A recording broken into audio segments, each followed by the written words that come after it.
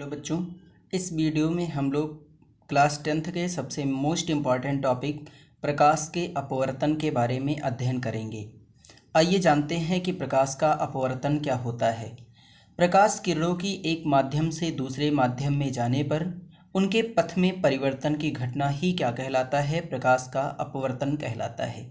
यानी जब प्रकाश की किरण, यह आपका माध्यम फर्स्ट है जो कि आपका विरल माध्यम है, और यह आपका क्या है, माध्यम सेकंड है, और जिसे हम क्या कहते हैं, सघन माध्यम। जब भी कोई प्रकाश की किरण विरल माध्यम से सघन माध्यम में जाती है तो अपने मार्ग से थोड़ा सा विचलित हो जाती है।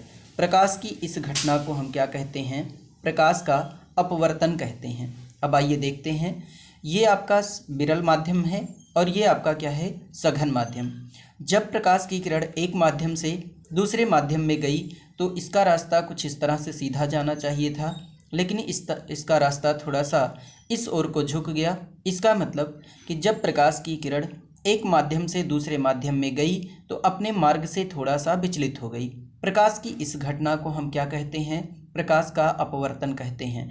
नॉर्मल परिभाषा अगर हम कहें, प्रकाश एक माध्यम से दूसरे माध्यम में जाते समय अपने मार्ग से थोड़ा सा विचलित हो जाता है। प्रकाश की इस घटना को हम क्या कहते हैं, प्रकाश का अपवर्तन कहते हैं। यह आपका अपवर्तक पृष्ठ कहलाता है। अपवर्तक पृष्ठ दोनों माध्यमों को अलग अलग करने वाली रेखा होती है।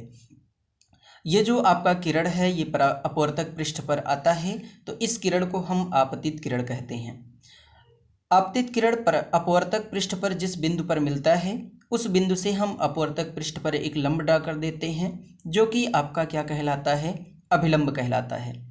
आपतित किरण तथा अभिलंब के बीच बना कोण आपका आपतन कोण कहलाता है, और जिसे हम लोग किससे लिखते हैं, आई से लिखते हैं।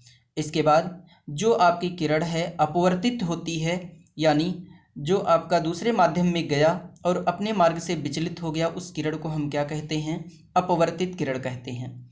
इसका मतलब कि यहाँ पे जो आपको मिलेगा अपवर्तित किरण तथा अभिलंब के बीच बना कोण आपका क्या कहलाता है, अपवर्तन कोण कहलाता है। यहाँ पर आपको मिल जाएगा n2 is greater than n1 के, यानी जो n2 है बाद का अपवर्तनांक है वह आपका ज़्यादा है, और जबकि पहले का अपवर्तनांक क्या है, कम है।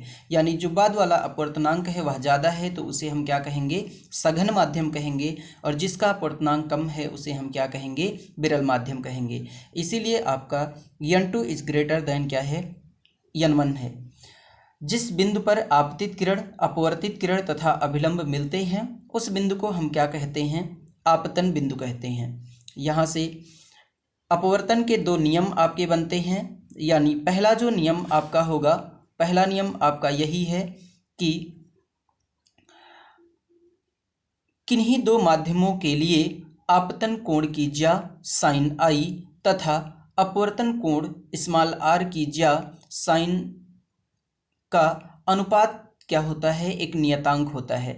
यानी किन्हीं दो माध्यमों के लिए आपतन कोण की ज्या साइन आई तथा अपवर्तन कोण की ज्या साइन आर का जो अनुपात होता है वह एक नियतांक के बराबर होता है, और यह नियतांक अपवर्तनांक कहलाता है। द्वितीय नियम क्या है, आपतित किरण, अपवर्तित किरण, अभिलंब तथा आपतन बिंदु एक ही तल में स्थित होते हैं। यानी प्रकाश के अपवर्तन के दो नियम हैं। पहला नियम है आपतन कोण की ज्या साइन आई तथा अपवर्तन कोण की ज्या साइन आर का अनुपात जो होता है वह एक नियतांक अपवर्तनांक के बराबर होता है, जिसे हम n से लिखते हैं, n बराबर साइन आई बटे साइन आर। द्वितीय नियम, आपतित किरण, अपवर्तित किरण तथा आपतन बिंदु पर अभिलंब एक ही तल में स्थित होते हैं। अगर वीडियो आपको अच्छा लगा है तो चैनल को सब्सक्राइब कर लीजिए तथा वीडियो को लाइक शेयर जरूर करें।